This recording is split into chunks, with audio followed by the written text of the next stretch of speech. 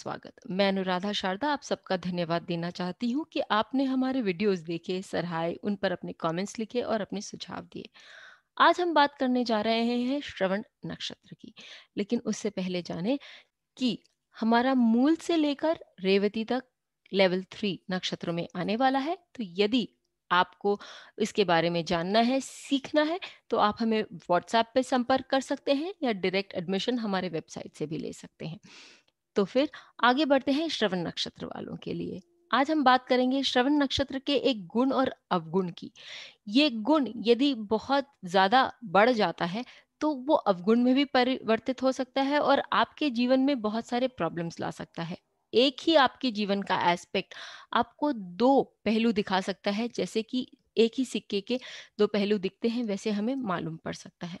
गुण है कि व्यक्ति जिसके भी की प्लैनेट्स होते हैं या कोई भी प्लैनेट होता है इस नक्षत्र में, वो बहुत ही हंसी मजाक वाला होता है और लोग उसकी इस खूबी को लेकर उससे बहुत याद करते हैं, उसको बहुत मान सम्मान करते हैं, या वो लोगों के लिए एक चर्चा का विषय भी रहता है, क्योंकि लोग बोलते हैं कि उसमें लोगों को हंसाने की, लोगों को से बात करने का एक तरीका है, जिसके कारण लोग उसकी ओर आकर्षित भी होते हैं।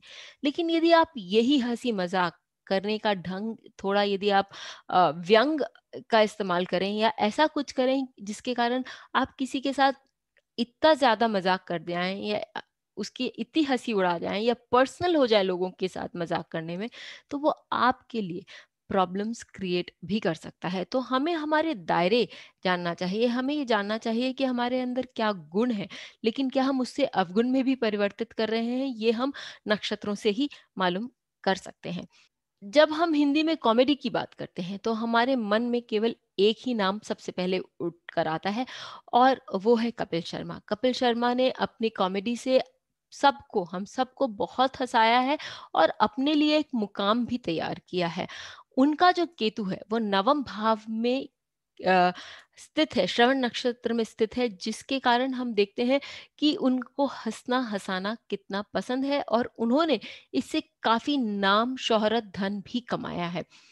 नवम भाव जो है वो आपको लक देता है। नवम भाव आपकी प्रोस्पेरिटी, संपदा बढ़ाता है और आपको लोगों से जोड़ता भी है। आप उस यदि नवम भाव में कोई ग्रह हो, तो उस ग्रह से आप बहुत ऊंचे उठ सकते हैं।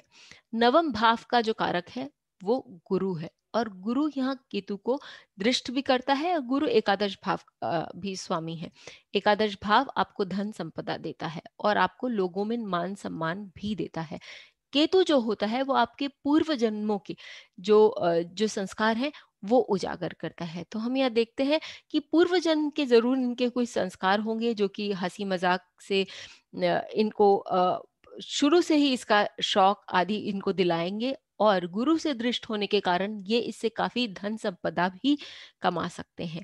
और क्योंकि गुरु अष्टम भाव का भी स्वामी है, तो उसके कारण इनके जीवन में चेंजेस भी आ सकते हैं। और हम देखते हैं, क्योंकि इन्होंने काफ़ी बार लोगों के साथ पर्सनल लेवल पर भी मज़ाक किए, जिसके कारण इन्हें स्वयं को उसका भुगतान करना पड़ा। अब हम एक और चार्ट ले सकते हैं और केतु, यदि हम देखें कि यही केतु यदि वहाँ विद्यमान हो, जैसे कि अटल बिहारी वाजपेयी जी के चार्ट में है, तो हम ये देखेंगे कि केतु, क्योंकि यहाँ पर तृतीय भाव में बैठा है और तृतीय भाव आपकी वाक शक्ति को बताता है, वो केतु उनको एक सूझबूझ से काम लेने वाले व्यक्ति बनाने के साथ साथ उन्हें एक बहुत हंसी मजाक वाला भी व्यक्ति बनाया, जिसके कारण इन्होंने लोगों से मान सम्मान भी प्राप्त हुआ। अब हम एक जो जोक है वो अटल बिहारी वाजपेयी जी के लिए बहुत ही फेमस है कि जब उन्होंने एक पुत्री को दत्तक लिया, गोद लिया, तो लोगों ने कहा कि जब विवाह नहीं हुआ तो पुत्री कहाँ से आई? तो उन्होंने बहुत ही शांत स्वभाव से लोगों को बताया कि यदि विवाह नहीं हुआ तो इसका ये मतलब नहीं कि बच्चे नहीं हो सकते। लोग एक बार स्तब्ध थे, लोगों के पास बोलने को कुछ नहीं था, लेकिन फिर लोगों ने उस बात के मज़ाक को भी समझा और उनका मान-सम्मान भी बरकरार रहा।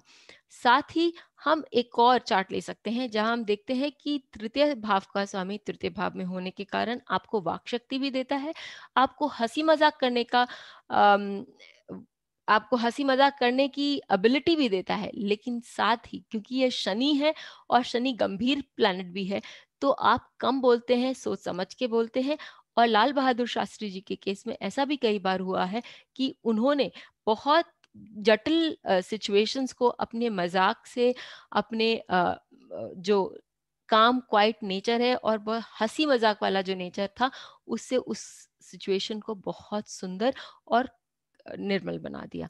तो हम देख सकते हैं कि ये जो क्वालिटी है श्रवण नक्षत्र की, कि वो आपको एक हँसी मज़ाक करने वाला व्यक्तित्व तो देता है, लेकिन यदि आप उसको खींच-तान के और लोगों के साथ कटाक्ष करने लग जाते हैं, तो वो आपको स्वयं को प्रॉब्लम्स दे सकता है, कितना सुंदर चरितार्थ होता है। ज़रूर लगाएँ अपने चार्ट्स पर, हमें भी बताएँ कि वो कैसा लगा और फिर अपने कमेंट्स बॉक्स पे लिखना ना भूलें। फिर मिलेंगे, तब तक के लिए